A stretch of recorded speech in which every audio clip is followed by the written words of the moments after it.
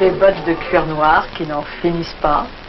Au-dessus de ces bottes, des jambes qui n'en finissent pas. Les dents, les bottes. Et puis, après, eh bien, après un visage, mais vous avez deviné, ce n'est pas difficile de la reconnaître. Françoise Hardy, est-ce que quand vous étiez petite, vous étiez déjà grande? En classe, j'étais considérée comme... je faisais partie des grandes de la classe. Mais pas tellement, j'étais pas... Je crois même que vous vous trouvez pas tout à fait assez grande. Hein? Oui, c'est Vous mesurez combien? Je mesure 1m72, ce qui n'est pas beaucoup. Oui, mais comme vous n'êtes pas énorme, ces 1m72 font un bel effet.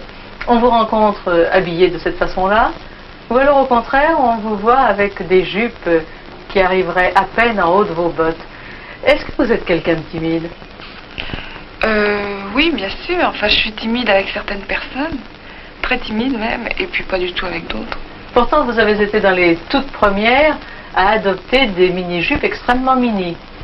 Je trouve que ça n'a pas de rapport avec la timidité. Quand vous sentez tous les regards dans une foule qui vous suivent, non seulement parce que vous êtes vous, mais encore parce que, comme dans certains galas, votre jupe était très brève, ça n'a pas de rapport avec la timidité? Ah non, parce que de toute façon, comme vous le dites, de toute façon, maintenant je suis un peu habituée à ça. Et puis, que les gens me regardent, ça me gêne pas tellement. Parce que dans la mesure où je ne les connais pas. Quand ce sont des gens que je connais et que j'ai en haute estime, alors là, je suis horriblement gênée, je suis très intimidée, très impressionnée. Mais si ce sont des gens que je ne connais pas, ça m'est complètement différent. Les gens qui vous intimident se situent parmi vos relations ou il y a des gens très célèbres qui vous intimident?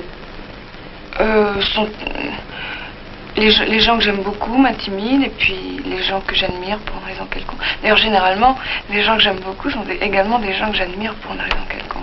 Vous avez besoin d'admirer pour aimer? Je crois. Vous n'avez jamais écrit à quelqu'un que vous ne connaissez pas?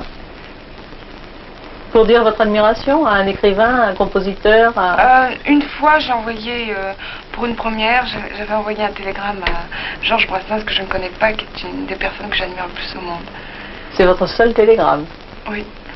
Un télégramme qui vous aurait fait très plaisir, Françoise Hardy, c'est un télégramme de Marcel Proust, non? Ah, sûrement, oui. Ça fait 6 mois. Très inattendu. Ça fait 6 mois que vous vivez pratiquement avec lui partout. Oui, oui, à peu près. Vous l'emportez dans tous vos voyages? Oui, oui.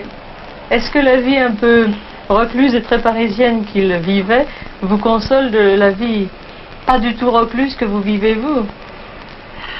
Dans une certaine mesure. Le record, vous l'avez battu dernièrement. Vous avez chanté un soir. Un soir dans le sud du Portugal. Le lendemain, je chantais à Cambridge et le surlendemain à Francfort. Est-ce que vous allez devenir forte en géographie? Vous parliez tout à l'heure de Marcel Proust. Maintenant, vous avez un autre prétendant, Landru, non? Je crois, oui. Vos amis ont beaucoup d'imagination quand ils vous font des cadeaux. Et quand il est là, ce Landru, vous savez que vous êtes chez vous à Paris. Ça, oui. Sans ça, vous vivez dans des chambres d'hôtel. Oui. Et vous donnez l'impression ici d'être installé en grand, mais comme à l'hôtel. Non? Un hôtel élégant, confortable. Mais est-ce que c'est votre vraie maison? Et votre vraie maison, c'est en Corse? La maison que j'ai en Corse est beaucoup plus...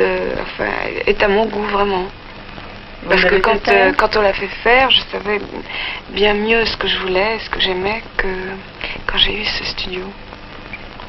C'est une maison pour le soleil, là-bas? Oui. Pour la vie sans gala, sans récital, sans disque, sans téléphone? Mais avec guitare, quand même. La chanson que nous allons écouter ensemble, qui est votre dernière chanson enregistrée. Comment s'appelle-t-elle? Elle s'appelle Qui peut dire.